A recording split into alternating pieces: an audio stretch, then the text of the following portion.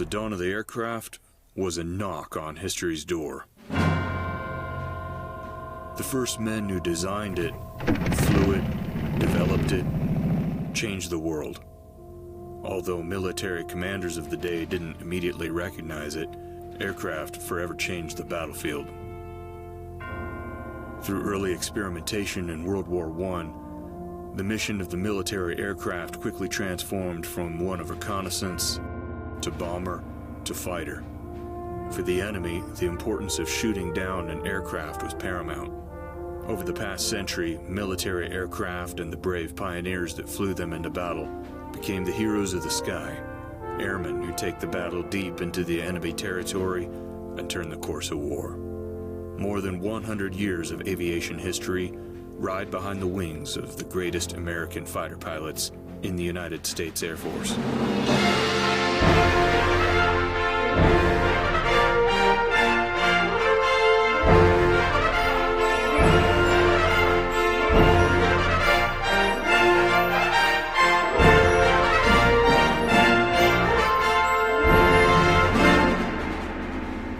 One of the oldest fighter squadrons in the United States Air Force has roots reaching back to World War I.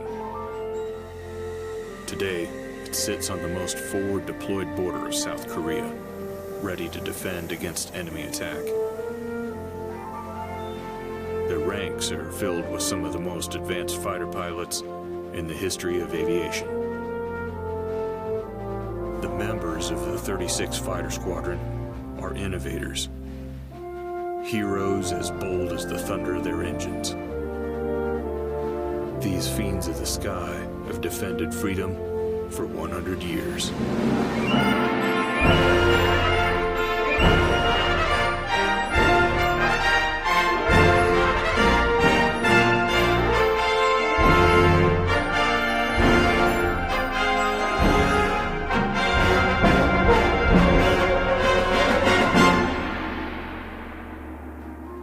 June 1917. The 36th Aero Squadron was organized at Kelly Field in Texas. Their commander, Lieutenant Quentin Roosevelt, wrote to his father, former President Theodore Roosevelt, "Father, I command a wilder bunch of roughnecks than your Rough Riders ever dared to be."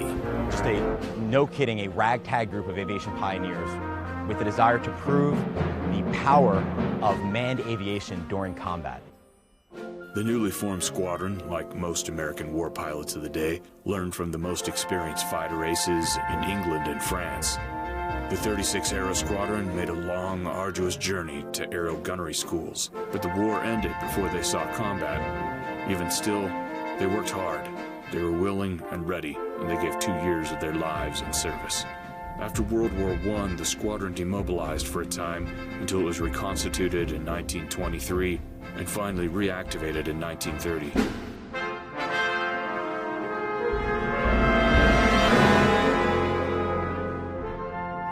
Their mission was to develop pursuit tactics, and for a time they were even called to deliver the mail. As the war in Europe began to intensify, an attack on Pearl Harbor signaled the entrance of the United States into World War II.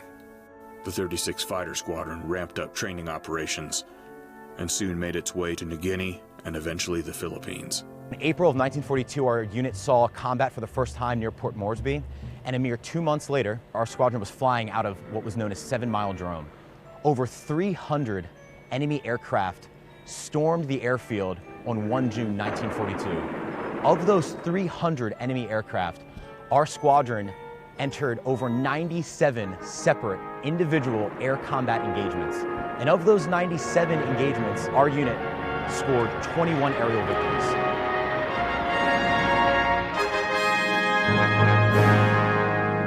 When you flew with these guys, and we were all young, and we got to know each other very well, and we respected each other and relied on each other. When we flew, we knew that they would be there, that we would cover their back and they would cover mine. And I developed friendships to this day that are stronger than any others. These are friendships that last through all the years. Your life is in their hands and theirs is in yours, and you know that they're not going to fail.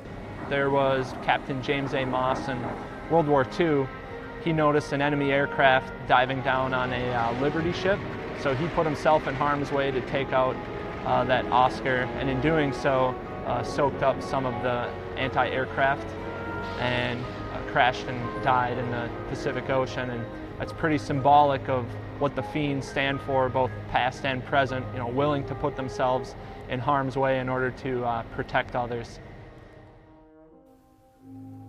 The Fiends remained on the front line even after the end of World War II. Their pilots were some of the first to witness the aftermath of the atomic bomb, flying through Japan just hours after the attack. To us, it was a regular mission. We had no idea that they had dropped an atomic bomb, which in the next few days convinced Japan to surrender. So our next major conflict after World War II is the Korean War, which started on the 25th of June, 1950. And it was the very next day. We were stationed in Japan at the time, and we started flying operations on the 26th, the next day, with our F-80s flying protective cover for folks moving in and out of Korea.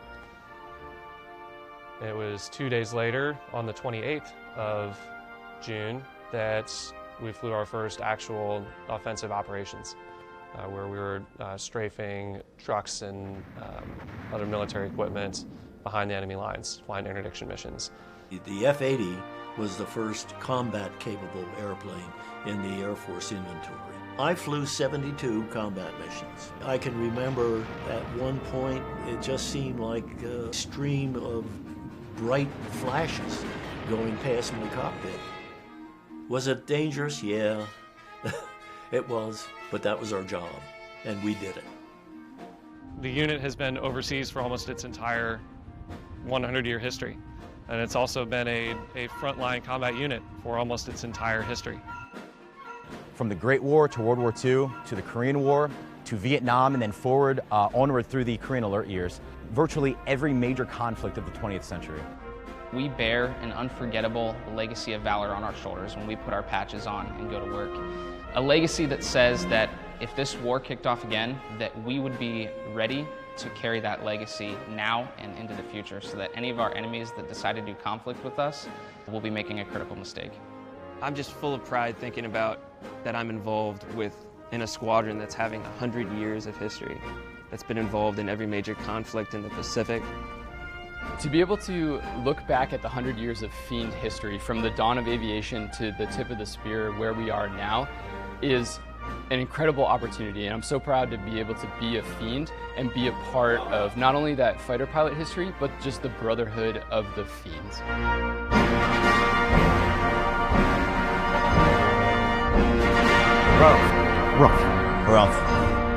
Rough.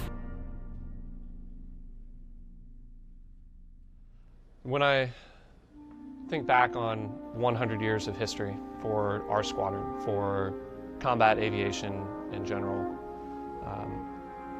I think a lot about the people that we've lost, and particularly about the people who are still out there. When we wear our patches and we see the symbols of our squadron, we think of those airmen that are still out there. It's really humbling, actually, to see such a storied squadron and being able to carry that legacy forward. The Korean War starting in 1950, I mean, we've been here for 67 years, and we're continuing to deter and fight the mission we've been fighting, ready to fight tonight for the past 67 years. We choose to do this job for the protection of our nation and its interests. We intend to be the best in the world at what we do, and we stand ready to deter and to execute the best interests of the United States and its allies. And that's just what we do. We do it professionally, and we've done it professionally for 100 years now. And we're gonna keep up that legacy because we owe it to the guys that went before us. I'm very humbled.